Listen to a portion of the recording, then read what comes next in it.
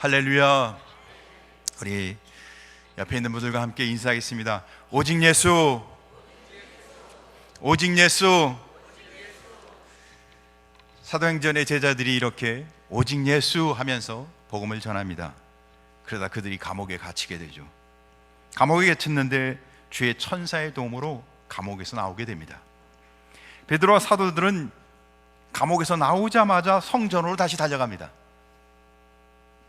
그들은 생명의 말씀 대신 예수 그리스도를 증거하기 위해서, 그들은 주된 관심사가 감옥에서 풀려난 것이 아니었어요. 이제는 감옥에 갇혔다가 자유롭게 된 것이 아니었어요. 그들은 감옥에서 나오자마자 다시 달려간 이유는 다시 사신 예수 그리스도를 증거하기 위해서요. 그들의 주된 관심사에는 예수님 전파하는 거였어요. 예수님 전도하는 거였어요. 그러다 결국 그들은 다시 제사장들에 의해서 체포당합니다. 그러곤 공회에 끌려가서 신문을 받게 되죠. 그러나 그들은 주저하지 않고 더 담대하게 예수는 그리스도입니다 라고 증거합니다. 잡혀도 또 잡혀도 그들에게 있어서 제일 중요한 것은 예수는 그리스도입니다 전도하는 거였어요. 그게 오늘 성경 본문의 베드로와 사도들의 이야기입니다. 이 이야기가 저와 여러분의 이야기가 되길 주님을 축복합니다. 우리 근곡교회 성도들의 삶이 되길 주님을 축복합니다. 어떤 상황에 있든 어떤 여건에 있든 그리스도가 예수임을, 예수가 그리스도임을 증거하는 환경에서 벗어나는 것보다도, 내가 매여 있는 자리에서 문제가 해결되는 것보다도 예수가 그리스도임을 증거하는 성도 되시길 주님을 축복합니다. 바울은 고린도전서 2장 2절에 예수 그리스도와 그의 십자가에 못 박히신 것 외에는 아무것도 알지 아니하기로 작정하였습니다. 그리스도 외의 모든 것을 분토로 여기겠다는 겁니다. 사랑하는 성도 여러분, 사도행전은 성령행전이라고도 말합니다. 왜냐하면 오순절 성령이 임하시고 온통 성령 이야기로 가득 찬 게 사도행전이죠. 근데 그 성령 이야기 내면 자세히 살펴보면 그 이야기는 예수 그리스도 이야기예요. 성령은 예수 그리스도를 드러나게 하십니다. 성령이 임한 곳에는, 성령 충만한 사람은 예수 그리스도를 드러냅니다. 사랑하는 성도 여러분, 예수님이 이렇게 이야기하시죠. 내가 떠나는 것이 너에게 유익이라. 내가 떠나면 보혜사 성령이 너에게 올 것이라. 그런데 성령이 오신 목적은 바로 예수님을 드러내기 위해서인 겁니다. 성도의 삶은, 교회가 존재하는 목적은 예수 그리스도를 드러내는 거예요. 사랑하는 성도 여러분, 내가 잘 되는 거, 내가 평안하고 내가 형통해지는 게 아니라는 거예요. 사랑하는 성도 여러분, 성도의 삶은, 교회의 존재 이유는 예수 그리스도를 드러내는 것입니다. 성령 충만은 예수 충만이어야 되는 거예요. 베드로와 제자들은 예수는 나의 구주시요 나의 하나님이요 예수가 그리스도요 이렇게 열심히 전도를 합니다. 근데 사람들의 반응은 어떠했을까요? 첫째, 분노하는 제사장들. 예수님에 대해 이렇게 열심히 베드로와 사도들이 복음을 전하니까 그걸 듣고 있던 사람들의 반응이 오늘 33절에 기록되어 있습니다. 한번 같이 읽어보겠습니다. 시작. 그들이 듣고 크게 노하여 사도들을 없이 하고자 할세. 그들이 듣고 어떻게 했다고요? 크게 노했대요. 첫째는 보니까 분노하고 있어요. 복음을 전했는데 예수님에 대해서 이야기하자고 하니까 분노한 거예요. 화가 막 났어요. 예수님, 그분이 그리스도라고 얘기하니까. 그러고는 그 분노가 어디까지 갔다고요? 사도들을 없이 하고자, 죽이고자 했대요. 분노로 끝이지 않고 막 죽이려고 하고 있어요. 우리가 복음을 전하는데 세상은 우리에게 이렇게 반응한다는 겁니다. 그러나 어떤 사람들은 하나님의 말씀을 듣고 하나님을 더 깊이 생각합니다.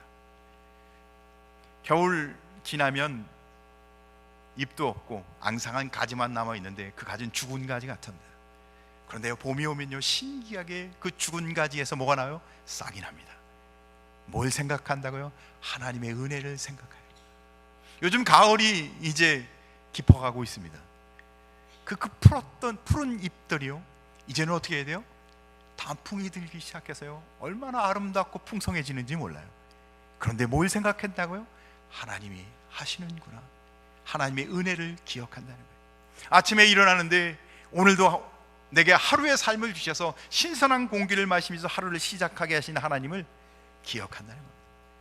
어떤 사람은 어떤 환경 속에서나 어떤 여건 속에서나 항상 누구를 생각해요? 하나님을 생각하는 사람이 있다는 겁니다. 사랑하는 성도 여러분, 늘 하나님을 생각하는 성도 되길 주님을 축복합니다. 근데 어떤 이는 예수님을 데려다 보여줘도 믿질 않아요.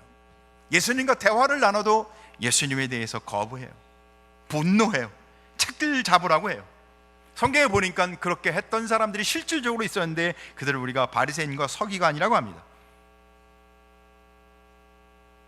그들은 예수님이 눈앞에 있지만 예수님이 누군지를 몰라요.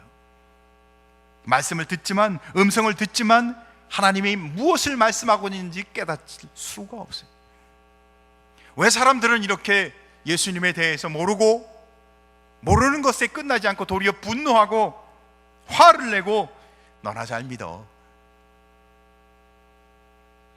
아주 싫어합니다. 왜 적대감을 갖고 배척할까요? 그 배후에는 마귀가 있기 때문입니다.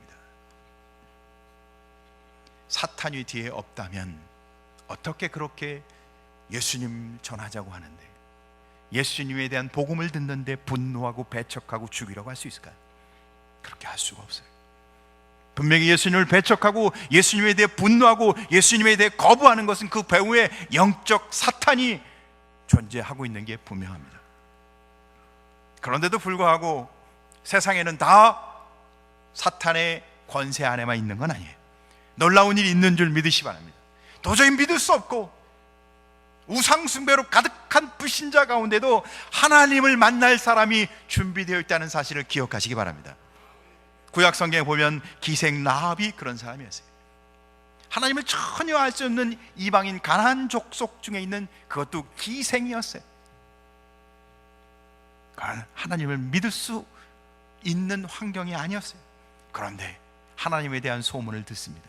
홍해를 가르시고 광야에서 반석을 내 물을 주시고 요단강을 건넜다는 소문을 듣게 됩니다. 이 소문을 들었을 때 그는 하나님을 생각합니다. 여호수아 2장 9절에 보면 너희 하나님은 상천하지의 하나님이라.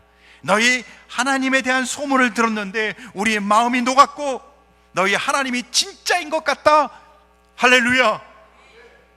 우리가 복음을 전하면 이런 역사가 일어날 줄 믿으시기 바랍니다.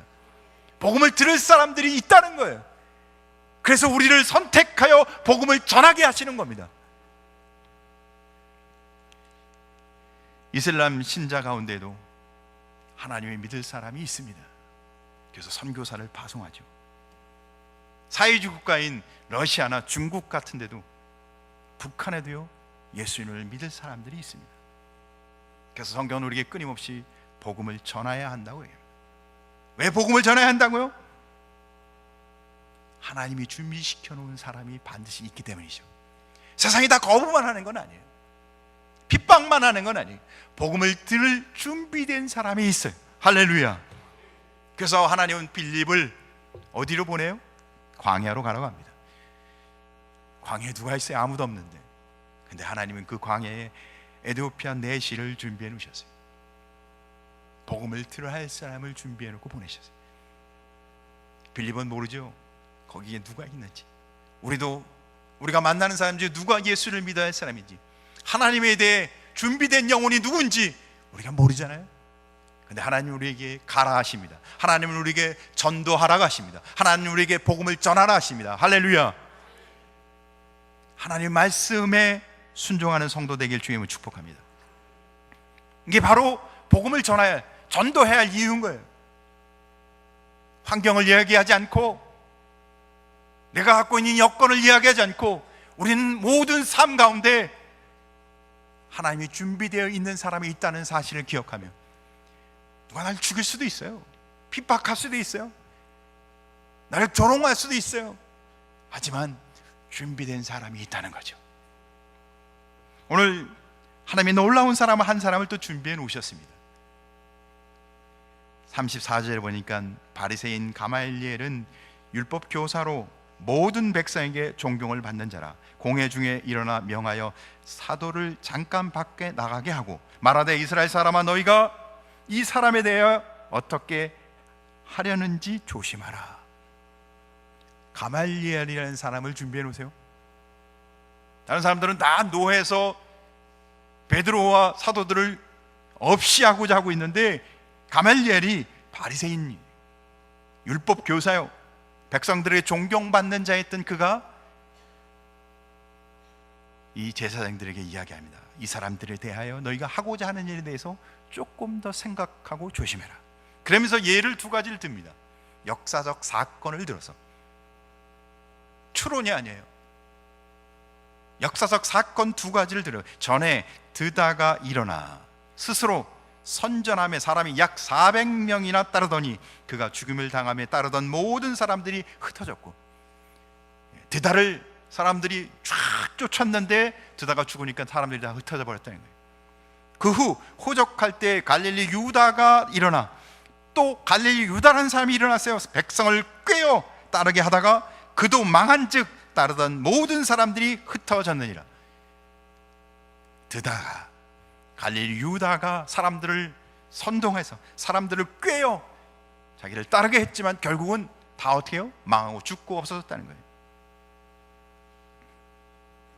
드다와 갈릴리 유다의 두 가지 역사적 사건을 통해 베드로와 사도들에 대한 것에 대해서 이야기를 하고 있는 거예요.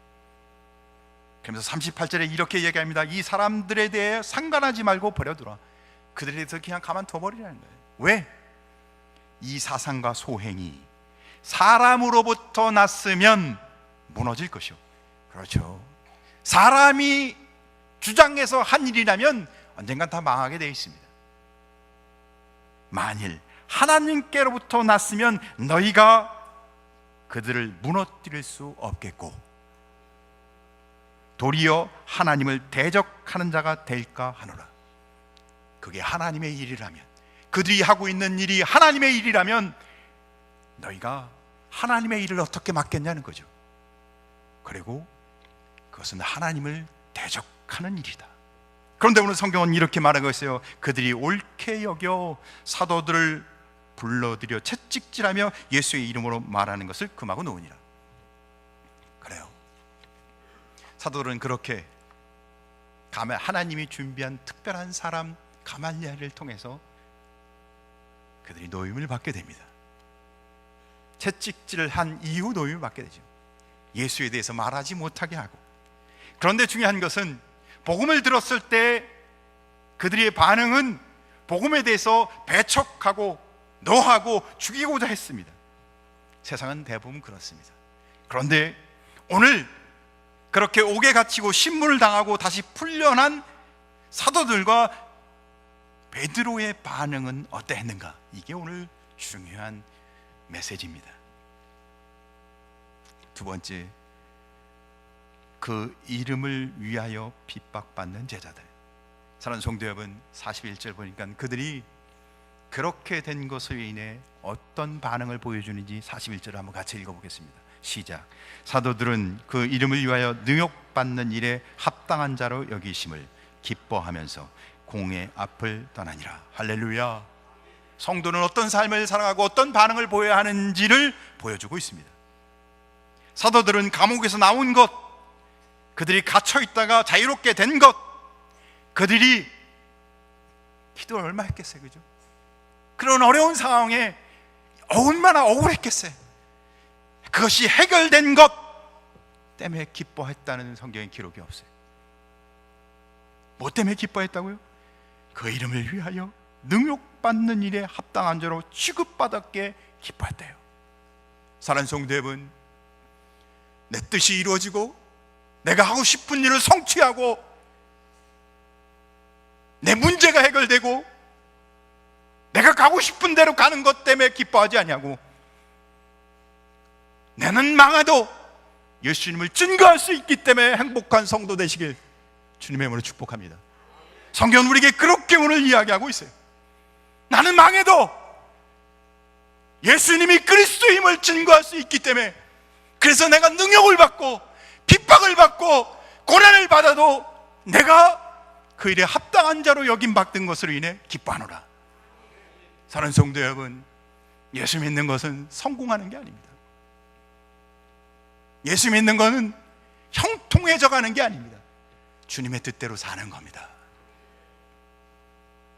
예수가 그리스도인 되심을 증거하기 위해 저와 여러분을 부르시고 건국계를 세워놓으신 겁니다.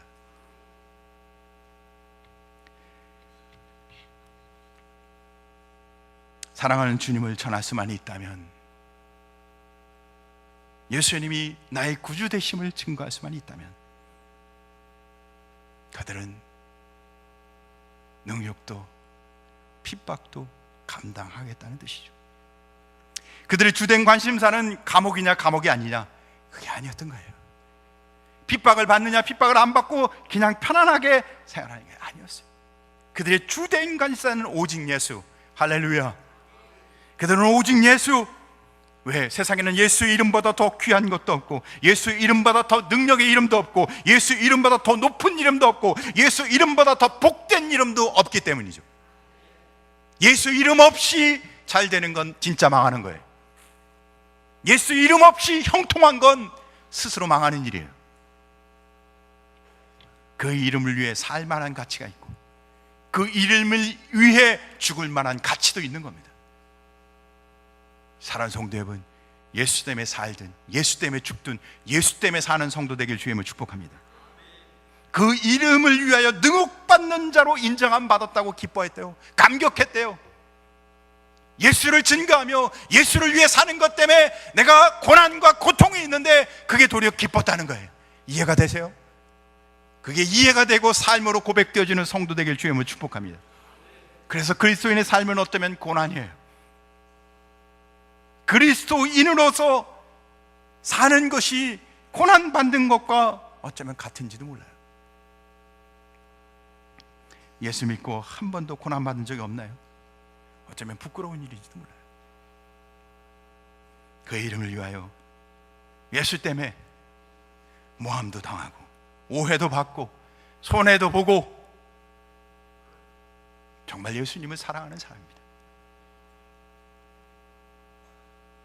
예수님을 사랑한다는 건 뭘 얻었다는 게 아니에요. 교회 와서 뭘 얻고 싶으십니까? 여러분, 교회 와서 뭘 얻고 싶어서 오셨나요? 사랑은 대가를 치른다는 의미예요. 사랑하는 사람은 언제나 그를 위해 대가를 치르고자 합니다. 진짜 사랑하면요, 자기 걸 내려놓고 싶어요. 진짜 사랑하면요, 이기적일 수가 없어요. 그러나 사랑하지 않는 사람은 언제나 이기적입니다. 사랑이란 이름으로 자기의 이익을 취하고자 합니다. 도리어 희생을 강요합니다. 사랑하는 성도 여러분, 예수 믿어서 고난받기를 거부한다면 그 길을 갈 수가 없어요. 우리는 심지어 교회 와서도 고난받기를 거부할 때가 있어요. 불편하면 교회를 떠나려고 해요. 오해를 받으면 교회를 떠나려고 해요. 누가 말 한마디 잘못해서 속이 상하면 이 교회는 아니라고 얘기해요. 사랑하는 성도 여러분, 교회 와서 때로는 오해도 받고 속이 상하고 자존심도 구겨지지만, 그러나 말하지 않고 싸우지 않고 변명하지 않고 대응하지 않고 똑같이 대하지 않고 도리어 하나님 바라보시길 주님을 축복합니다. 그러면 하나님께 영광이 될 것입니다. 근데 똑같이 대하면 같이 망하는 겁니다. 우리는 그 이름을 위하여 능욕받는 것을 합당히 여기며 기뻐하는 주의 제자의 삶을 살아가길 주님을 축복합니다. 우리는 무엇 때문에 기뻐합니까? 무엇 때문에 삽니까? 돈, 성공, 건강, 자녀, 뭐야 대체? 예수를 위해 사시길 주님을 축복합니다. 날 구원하신 예수는 그리스도이심을 고백하며 살아가는 성도 되길 바랍니다. 세상에 일 좋아하는 사람들 많아요. 교회 와서도 일을 하려고.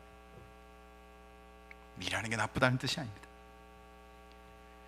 돈 버는 것 자랑하는 사람도 있죠. 돈이 많다고, 돈 잘 번다고.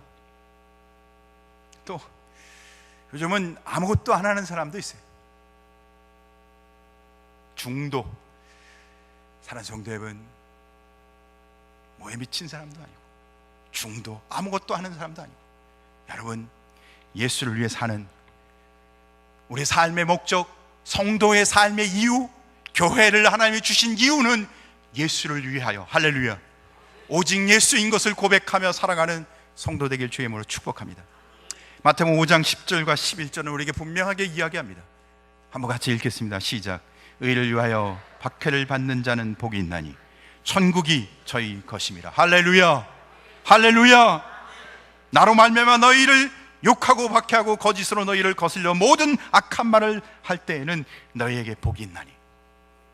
우리가 신앙생활하고 예수를 위해 살아가는데 힘들수록 더 복되다는 거예요.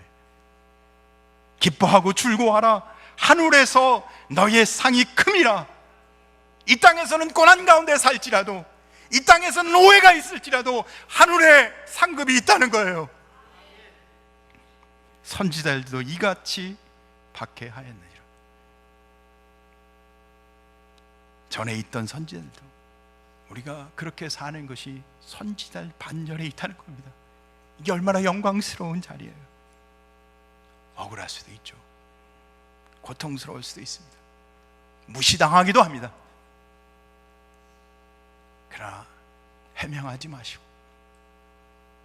억울해하지 마시고, 내가 주를 위해 당한 일이니까 도리어 기뻐하시길 주님으로 축복합니다. 그게 그리스도인의 삶이라고 성경은 말하고 있습니다. 해명이 다 되는 것도 아니거든요. 오해가 다 풀리는 것도 아닙니다. 그러나 내가 주를 위해 사는 것을 주님이 보고 있는 줄 믿으시 바랍니다. 베드로전서 4장 13절, 오히려 너희가 그리스도의 고난에 참여하는 것으로 즐거워하라. 이는 그의 영광을 나타나실 때 너희로 즐거워하고 기뻐하게 하려 함이라. 할렐루야. 복음을 들었을 때 세상의 반응은 노하고 죽이고자 하는 거예요. 노하고 죽이고자 하는 그 반응에, 제자들의 반응은 내가 이 능욕을 받는 자로 합당히 여기며 기뻐하는 것이었습니다. 그렇다면 뭐 해야 돼요?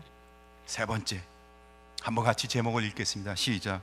어디에 있든지 전도하는 제자들, 어디에 있든지 어떤 환경에 있든지 예수는 그리스도라 전도하는 것이 성도와 교회와 하나님의 사람들의 일인 거예요. 그래서 42절에 보니까 같이 읽겠습니다. 시작. 그들이 날마다 성전에 있든지 집에 있든지 예수는 그리스도라 하고 가르치기와 전도하기를 그치지 아니하니라. 할렐루야. 그들이 어디에 있든지, 날마다 어디에 있든지, 그러니까 그들은 날마다 어떤 삶을 사든지 그들의 관심은 성전, 집 아니었어요. 누구 뭐였다는 거예요? 예수님이었어요. 예수님이 그리스도인 게 관심이었어요. 성전에 있든지 집에 있든지, 형편이 좋든지 나쁘든지, 감옥에 갇히든지 풀려나든지 그들의 관심은 오직 예수. 사랑하는 성도분, 우리 건국교회 온 성도들의 관심도 예수 그리스도에 되시길 주님을 축복합니다. 예수 그리스도. 그래서 어떻게 해요? 그들이 날마다 가르치고 전도하기를 뭐 하지 않았다고요? 그치지 아니하였다. 사랑하는 성도 여러분, 그칠 수 없는 일이라고 성경이 이야기하고 있는 거예요. 여러분이 가정이든 직장이든 교회든 그리스도가, 예수가 그리스도 되심을, 이 복음을 증거하는 성도 되길 주님으로 축복합니다.